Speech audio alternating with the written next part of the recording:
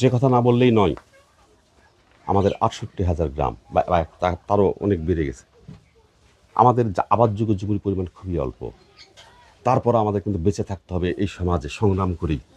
বিভিন্ন কর্মকাণ্ডের মধ্য দিয়ে আমাদের কিন্তু আর্থিক উন্নয়ন ঘটাতেই হবে, যেমনি করে ঘটান তাহেরা বেগম, তাই তো? জি। তো আপনি যে গরু পালন করেন, কবুতর পালন করেন, এর মধ্য দিয়ে আপনার সংসারে কি কি উন্নতি হয়েছে?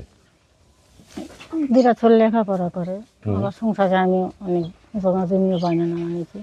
কতখানি জমি নিছেন? 3 বিঘা। 3 বিঘা জমি নিছেন। হুম। এই জরাজীর্ণ একটা বাড়িতে কিন্তু এরকম একটা অবস্থা।